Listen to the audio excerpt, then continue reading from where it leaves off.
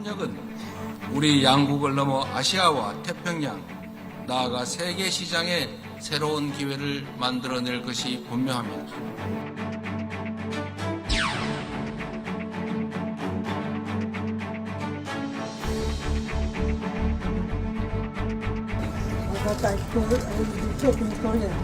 한번 오십시오. 한번 오세요.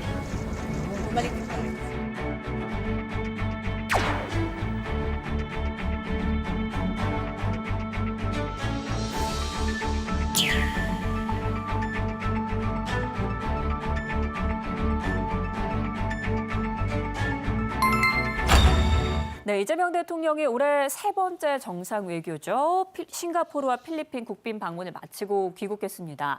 먼저 이번 국빈 방문의 성과 그리고 의미부터 짚어주실까요? 예, 이재명 정부 들어서서 이제 굉장히 시급한 외교적인 과제들이 있었습니다. 뭐 이제 잘 아시는 것처럼 미국의 이제 관세 압력이 굉장히 거셌고요. 또 한미 동맹의 어떤 그 안보 수요들도 있었고, 또 이제 중국과의 이런 관계들 때문에 그 동안에 강대국 중심의 외교를 많이 해왔죠. 이제 미국과 중국과의 이 강대국들 간의 관계를 어느 정도 안정화시켰고요. 또 그동안 굉장히 불편했던 일본과의 관계도 이제 어느 정도 본궤도에 올랐습니다. 이제 이런 그 강대국 주변 4강의 외교를 발판으로 해서 외교를 다변화하고자 하는 그런 이제 의도를 좀 많이 이재명 대통령이 가지고 있는 것 같고요. 네. 그 첫 상대로 이제 필리핀과 싱가포르를 선택을 했는데, 이것은 이제 우리 이 4강 외교 말고 우리에게 가장 가까운 그리고 가장 큰 시장 중에 하나인 이 아세안을 이제 겨냥한 것이라고 이렇게 볼 수 있고요. 네. 이 아세안 중에서 이 필리핀은 올해 이 아세안의 의장국이고요. 또 싱가포르는 내년의 의장국입니다. 그러니까 이런 핵심 국가들과의 관계 개선을 통해서 향후 우리 외교의 다변화, 그리고 또 우리 이 시장 미래 먹거리의 시장을 좀 확보한다, 이런 의미가 있는 것 같고요. 특히 이제 최근에 우리 경제의 가장 핵심적인 화두로 떠오른 AI와 관련된 이런 협력들도 여기서 이루어낼 수 있고요. 또 우리 지금 산업의 핵심 중에 하나인 방산도 이 지역과 관련이 있기 때문에 이런 것들을 모두 고려한 그런 방문이 아니었나, 이렇게 생각이 됩니다. 네, 이번 국빈 방문에서는 최근 중동 상황 속의 협력 방안도 논의가 됐습니다. 화면으로 함께 보시겠습니다. 싱가포르는 2018년 역사적인 북미 정상회담이 개최된 뜻깊은 장소입니다. 8년 전 싱가포르는 대화와 소통의 리더십을 통해 평화를 향한 탁월한 외교력을 전 세계에 보여주었습니다. 앞으로도 한반도와 영내 평화를 위해 건설적 역할을 계속해 주실 것으로 믿습니다. 우리는 최근 중동 상황에 대해서도 논의하였습니다. 중동 정세가 글로벌 안보와 에너지 공급망을 비롯한 세계 경제에 미치는 영향을 평가하고 중동의 안정과 평화가 회복되기를 바란다는 데 뜻을 함께 하였습니다.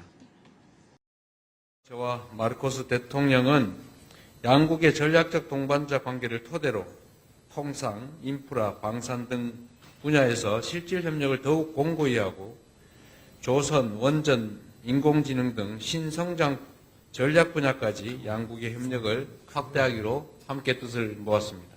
우리 양국은 급변하는 경제 안보 환경에 함께 대응하며 공동 번영의 길을 모색해 나갈 것입니다. 네, 최근 중동 상황이 어지러운 가운데 이루어졌던 국빈 방문이었습니다. 아세안 국가들과 중동 상황 속의 협력 방안에 대해서도 논의를 했다고요? 예, 그렇습니다. 이게 하필이면 지금 그 싱가포르, 필리핀을 방문 중에 네. 이제 중동의 이제 전운이 지금 감돌고 있는데, 뭐 이 대통령도 싱가포르 또 그 필리핀 정상들과 이 중동 상황에 대해서 이제 논의를 했죠. 그래서 네. 빨리 조속히 이 지역에 이제 평화가 좀 다시 돌아오고 또 국제법이 준수되는 가운데서 안정이 이루어지면 좋겠다라고 하는 양 정상들과의 어떤 이게 합의가 있었고요. 네. 또 그보다 이제 이 싱가포르를 방문을 했는데, 뭐 잘 아시겠지만 2018년, 19년 우리가 북미 정상회담 그리고 이제 남북 정상회담의 분위기가 무르익었을 때 바로 이 트럼프 대통령과 김정은 위원장이 처음 만났던 곳이 싱가포르이지 않습니까? 네. 그래서 이 대통령 입장에서는 굉장히 이제 감회가 깊은 역사적인 장소를 이제 방문하시게 된 건데 아마도 지금 남북 관계 개선을 위해서 바늘구멍이라도 만들어 보겠다고 하는 그런 절박한 심정으로 지금 뛰고 있는 우리 외교 당국의 입장에서는 네. 이 싱가포르 방문이 예사롭지 않다고 이렇게 여겨지고요. 그래서 그런 기운을 받아서 이 남북 관계 또 북미 관계가 또 새로운 획기적인 전환의 어떤 모멘텀이 되기를 이런 바라는 마음이 좀 있었던 것 같습니다. 네. 그래서 전반적으로 이제 이 필리핀과 싱가포르는 우리가 안보상으로는 크게 관련이 있는 국가들은 아니지만 네. 전반적으로 지금 이제 중동 상황이라든지 또 필리핀이 지금 처하고 있는 남중국해에서의 어떤 중국과의 어떤 해상 분쟁이라든지 또 우리 북미 회담과 이런 관련된 싱가포르의 어떤 역사적인 의미 이런 것들이 이제 다 어우러지면서 이 양국과의 어떤 그 안보상의 어떤 그 외교 그리고 교류 그리고 협력에 관한 얘기들도 조금 더 강화되고 있는 것이 아닌가 이렇게 생각이 됩니다. 네, 이 성과들을 좀 자세히 들여다보면 이번 순방에서는 20년 만에 싱가포르와 FTA를 개선을 하기로 했고요. 필리핀과도 FTA가 확대가 됐습니다. 이 수출 시장 다변화에도 좀 성과가 있었던 것 같아요. 예, 그렇습니다. 앞서 말씀드린 것처럼 이제 우리 외교의 가장 중요한 축인 미국과의 관계가 어느 정도 안정화됐고요. 또 그동안 굉장히 껄끄러웠던 중국과 일본의 관계도 지금 어느 정도 이제 정리가 됐죠. 그래서 네. 이재명 대통령이 이제는 미국, 중국, 일본과의 이 안정적인 양자 관계를 기반으로 해서 조금 외교를 이제 다변화하겠다 이런 의도를 가지고 있는데 그 외교 다변화의 첫 번째 이제 방문지로 이 아세안 지역이 이제 선정이 된 거고요. 네. 아세안 지역에서 가장 핵심 국가인 필리핀과 싱가포르를 선택해서 가게 됐는데 사실 이제 이 싱가포르는 우리와 FTA를 체결한 첫 번째 아세안 국가예요. 네. 그래서 그런 의미가 굉장히 깊고 뭘 잘 아시겠지만 싱가포르이 작은 나라지만 굉장히 이 선진국입니다. 그리고 경제 대국이고요. 그래서 2006년에 그 FTA가 우리나라와 처음 체결이 됐는데 지금 20년 만에 그동안 이제 산업 구조도 많이 바뀌었고 네. 그 세계 기술 수준도 많이 바뀌었고 그다음에 미국이 이제 관세 시장을 들고 나오면서 시장에 이제 관세를 부과를 하기 시작하면서 네. 그동안에 WTO를 중심으로 한 전면적인 개혁 개방과는 좀 거리가 있는 이런 그 시장 환경이 좀 되었거든요. 그러니까 네. 과거와 다른 이런 환경 속에서 어떻게 양국의 협력을 더 발전시킬 수 있을 것인가에 대한 이제 고민이 아마 여기 이제 녹아 있었던 것 같습니다. 그래서 싱가포르와의 FTA를 한 20년 만에 다시 이제 개편하는 네. 그런 작업을 하고 있는 거고요. 특히 지금처럼 이렇게 초불확실성의 시대에 싱가포르와 한국이 상호 보완적이고 협력할 수 있는 부분이 많이 있다. 왜냐하면 첨단 이 산업을 이끌고 있는 나라들이기 때문에 그런 것이죠. 또 이제 필리핀과도 수교 77주년에 마침 이렇게 우리가 이제 여기 방문을 하게 됐는데요.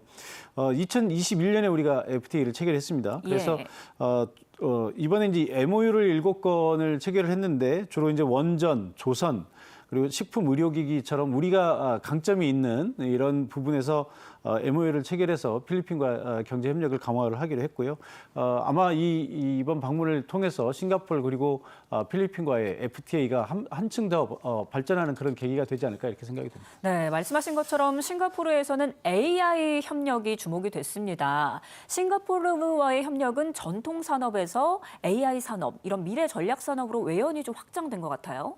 네, 그렇습니다. 이 AI 강국이라고 이제 우리가 계속 얘기를 하고 있는데 지금 미국과 중국을 제외하면 사실 전 세계적으로 AI 어떤 이점을 갖고 있는 나라들이 많지 않습니다. 네. 근데 뭐 우리가 최근에 뭐 삼성전자나 하이닉스 주가 급등도 이렇게 우리가 이제 목격을 하고 있지만 우리 산업 구조 그리고 우리의 이 사회 환경이 AI가 발전하기 아주 좋은 그런 환경을 가지고 있죠.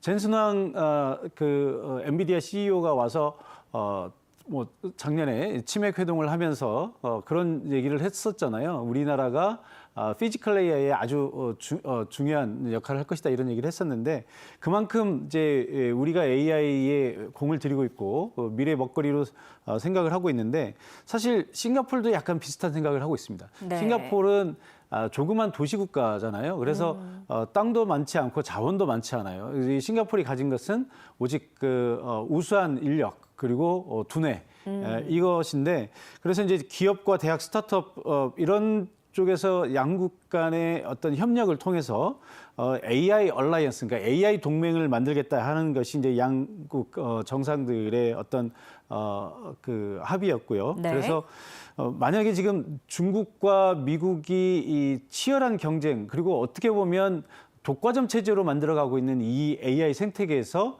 어떻게 하면 상위권의 이런 AI 강국으로 우리가 이제 자리매김을 할 수 있을 것인가에 대한 고민 속에서 양국의 이 협력의 가능성이 좀 많이 부각이 되고 있다 이렇게 생각이 됩니다. 네, AI뿐만 아니죠. 우리나라와의 협력에 각국의 정상들이 특별한 관심을 보인 분야가 있습니다. 화면으로 보고 오겠습니다. Singapore is studying the potential of nuclear energy as part of our longer-term energy mix, and we hope to learn from Korea's expertise and experience. We have commenced negotiations on a nuclear cooperation agreement, and I look forward to its swift conclusion. The modernization of our armed forces and strengthening of our Coast Guard, the investments that help revive our shipbuilding industry and strengthen our role in the semiconductor value chain, infrastructure projects such as the Pangil Bridge in northern Mindanao, amongst others. 네, 싱가포르 총리는 원전, 필리핀 대통령은 방산 그리고 조선을 언급을 했습니다. 싱가포르와는 정부 차원의 MOU를 체결을 했고요. 필리핀에서도 원전 사업에 우리 기업이 참여하는 방안으로 협력이 논의된 것 같아요.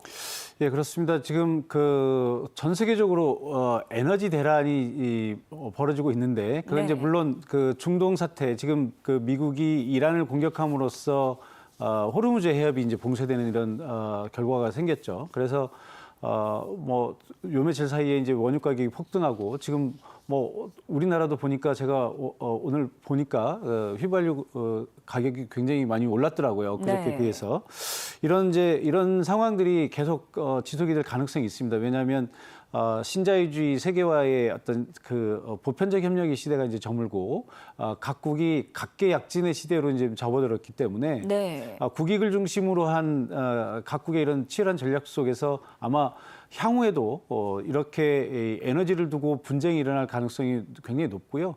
또 하나는 지금 우리가 겪고 있는 AI 시대로의 변화, 이 속에서 이 AI가 작동하기 위해서는 물론 이제 엔비디아처럼 아주 발전된 반도체 칩도 중요하지만 이것을 구동할 수 있는 전력이 굉장히 중요하거든요. 네. 이 상황 속에서 한국과 싱가포르 모두가 AI 강국을 지금 추구하고 있는데 네. 그러려면 이 전력 수급에 대한 고민을 하지 않을 수 없습니다.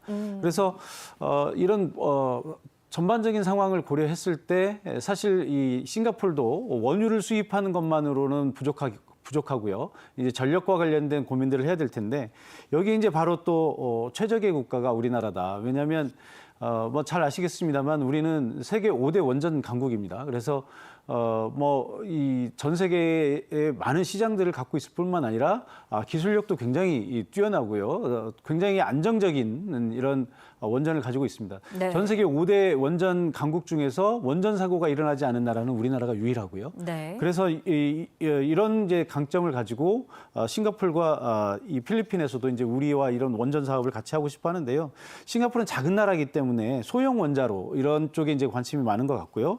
그래서 싱가포르 정부가 정부가 이 미래 에너지 정책 펀드에 이제 5조 원의 예산을 투입을 하기로 했어요. 그러니까 이런 협력이 좀 아마 잘 이루어질 것 같고요. 이 과정에서 한국의 전문성을 좀 배우고 싶어하는 그런 얘기가 있었습니다.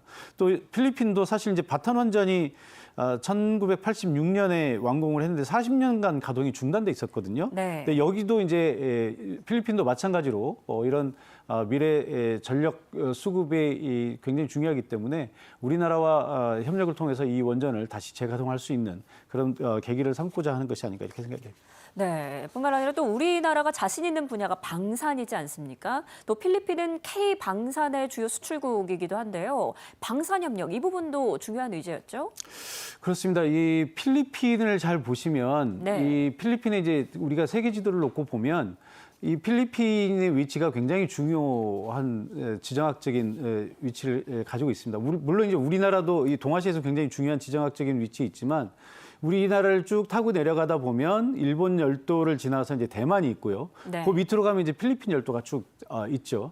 근데 여기가 미국과 중국이 충돌하는 지점이에요. 그러니까 물론 이제 우리나라도 항상 우리가 그 4대 강국에 둘러싸여 있는 지정학적인 요충지라고 하지만 미국이 생각하는 인도태평양 전략, 그러니까 과거에는 이제 아시아태평양이라고 했습니다만 지금 이제 인도태평양이라는 용어를 쓰잖아요. 그 인도태평양 전략의 이 한 중심에 이 필리핀이 위치해 있습니다. 그래서 중국은 이 필리핀을 통해서 이 태평양으로 나가려고 하고요. 미국은 이 필리핀을 놓고 중국을 저지하려고 하는 이런 굉장히 중요한 전략적 요충지에 필리핀이 있다 보니까 네. 사실 이 최근에 필리핀으로서도 이 안보 수요가 굉장히 커졌습니다. 네. 뭐 잘 아시는 것처럼 동중국해, 남중국해의 이 중국이 이 섬들을 장악을 해서 거기에다 이제 인공섬을 만들고 이런 일들이 있는데 이것과 관련해서 남중국해의 필리핀이 굉장히 이제 안보 불안을 느끼고 있고요. 미국도 과거에 필리핀에 주둔했던 미군을 철수시켰었는데 최근에 다시 미국이 이제 수백만의 미군 기지를 다시 들어갔거든요. 네. 그만큼 이제 필리핀이 이 안보에 중요하다 보니까 방산과도 이제 굉장히 중요하고요.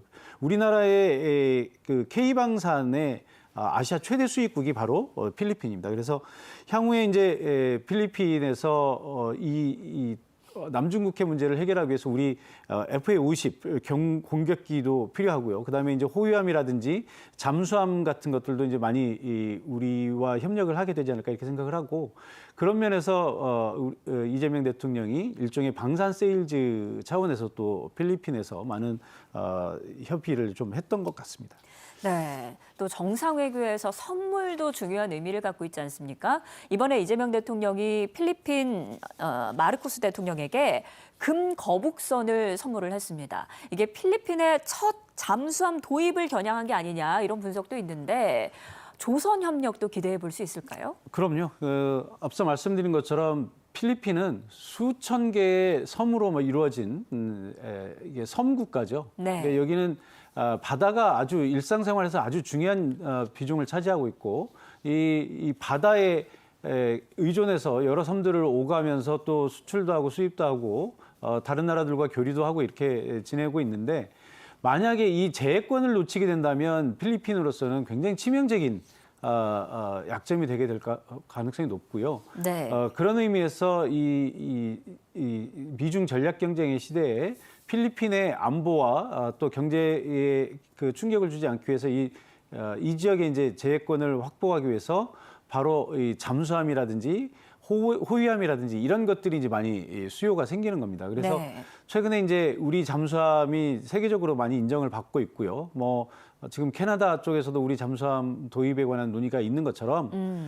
필리핀에서도 우리 잠수함이 비교적 값싸고 아주 품질이 좋기 때문에 우리 잠수함에 대해서 좀 생각을 하고 있는 것 같습니다. 그래서 이재명 대통령이 지난번 트럼프 대통령과의 외교 때는 신라 금관 모형을 선물을 해서 네. 트럼프 대통령의 마음을 사로잡았던 것처럼 이번에는 또 금으로 된 거북선을 이제 선물을 했다고 하는 것은 우리가 그만큼 잠수함이나 이런 그 선박 건조에 자신이 있다.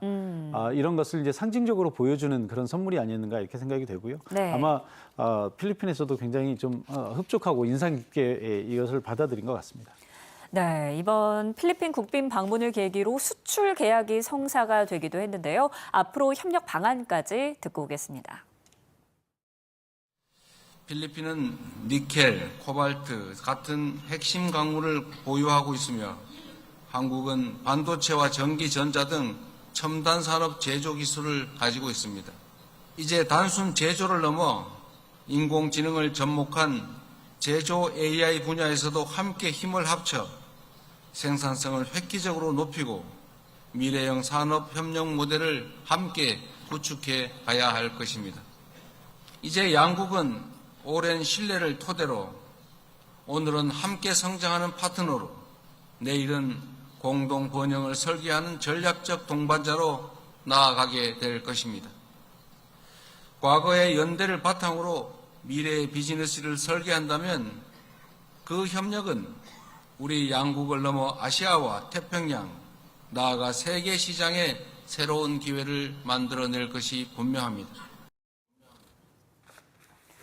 네, 이번 순방에서 이재명 대통령은 아세안 국가들과 협력을 확대하는 데 집중했는데요. 필리핀에서는 수출 계약도 진행이 됐습니다. 어떻게 평가하십니까? 예, 말씀드린 것처럼 이제 외교 다변화뿐만 아니라 경제 파트너 다변화 이런 차원의 외교였다고 생각을 하고요. 네. 우리의 먹거리가 너무 미국과 중국에만 치중돼 있을 때 미국의 리스크, 중국의 리스크가 분명히 있거든요. 이런 예. 이제 리스크를 해칭하는 측면에서도 이 아세안이 굉장히 우리에게 중요한 파트너가 되고 있고요. 아마 이재명 정부 내내 이 아세안을 중심으로 한 외교 다변화 노력이 지속될 가능성이 있습니다. 특히 이제 이번에 필리핀을 방문하면서 한국과 필리핀 사이의 비즈니스 포럼에 참석을 했는데요. 네. 제조업 그리고 에너지, 인프라 이런 3대 유망 분야에서의 양국 협력을 확대를 하기로 했습니다. 앞서 말씀드린 것처럼 필리핀은 수없이 많은 섬들로 이루어진 도서 국가이기 때문에 이 섬들을 연결하기 위해서는 정말 많은 항만과 공항 이런 인프라들이 필요하거든요. 이런 부분에 또 우리가 굉장히 강점이 있지 않습니까? 그래서 네. 이 한국과 필리핀의 협력이 이 아시아 태평양에서 새로운 기회를 만들 것이다라고 하는 그런 양국의 공감대가 있었고요. 또 하나는 필리핀은 굉장히 많은 천연자원과 핵심 광물들을 가지고 있습니다. 지금 첨단 산업 시대의 가장 중요한 것 중에 하나가 반도체인데 반도체나 2차 전지 같은 이런 첨단 산업 물품들의 핵심 부품들이 이제 바로 이제 이런 히토리와 같은 광물들에서 나오지 않습니까? 네. 필리핀이 가진 이런 핵심 광물과 우리의 첨단 산업 이것이 이제 결합이 된다면 양국의 어떤 큰 시너지를 낼 것이다 이렇게 생각을 하고요. 특히 이제 이번에 우리 대통령이 K 소비재를 1,600만 달러 수출 계약을 가서 이번 계기에 맺고 왔고요. 그다음에 네. K 뷰티, K 식품 이런 것들도 지금 이제 전 세계적으로 인기를 끌고 있는데 아마 필리핀에서도 이런 세일즈 외교를 하고 온 것이 아닐까 생각이 듭니다. 네, 경제 영토를 확장해 나간다라는 데 큰 의미가 있을 것 같은데요. 뿐만 아니라 이재명 대통령은 한국 전쟁에 참전을 했던 필리핀 용사들, 뿐만 아니라 인권 변호사 시절에 인연을 맺었던 필리핀 노동자와의 만남도 있었습니다. 이런 만남도 의미가 있는 것 같아요. 그럼요. 이게 지금 뭐 우리가 필리핀을 방문해서 당연히 우리 국익을 위해서 뭐 외교, 안보 또 경제적인 협력을 하는 거 중요합니다만 사실 또 우리가 글로벌 어떤 핵심 국가 중에 하나가 이제 되어가고 있는데 뭐 우리가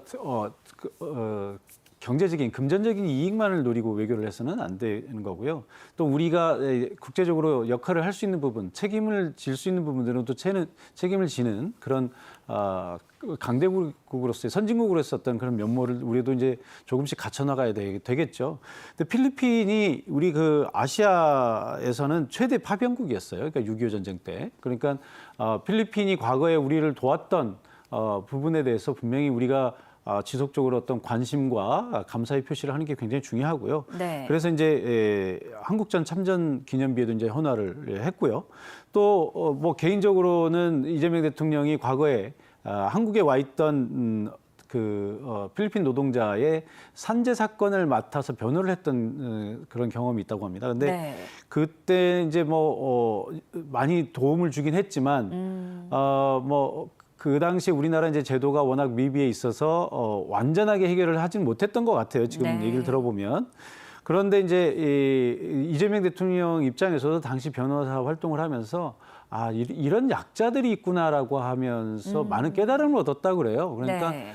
이분을 통해서 변호사로서 조력을 하긴 했지만 거꾸로 이런 약자들을 통해서 변호사 이재명이 새로운 어떤 본인의 포부나 미래에 대한 각오를 하는 계기가 됐다라고 하는 측면에서 이 노동자에게 어떤 감사의 표시를 하고 이랬던 어떤 감동적인 그런 장면들이 네. 있었던 것 같습니다.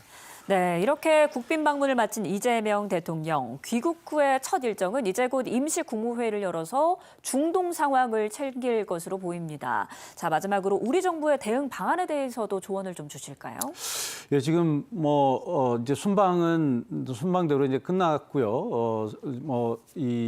그 중동 사태 때문에 이 순방 성과가 좀 빛을 보지 못한 좀 아쉬움은 있습니다. 그러나 지금 이제 어쩔 수 없이 그냥 현실은 현실이고요. 지금 가장 임박하고 중요한 일이 지금 이제 중동 사태. 지금 미국이 이란을 공격함으로 인해서 이란이 호르무즈 해협을 봉쇄를 하고 호르무즈 해협이 봉쇄되면 이 아라비아 반도에 있는 석유 수출길이 다 막혀버리거든요. 네. 우리나라는 이 지역에서 석유 수입이 70%에 달합니다. 그러니까 전 세계적인 이 쇼크는 당연한 거고요. 우리나라는 가장 민감한 국가 중에 하나입니다. 그래서 지난 이틀 동안 우리 주식시장이 이것이 얼마나 민감한 건지를 보여줬잖아요. 네.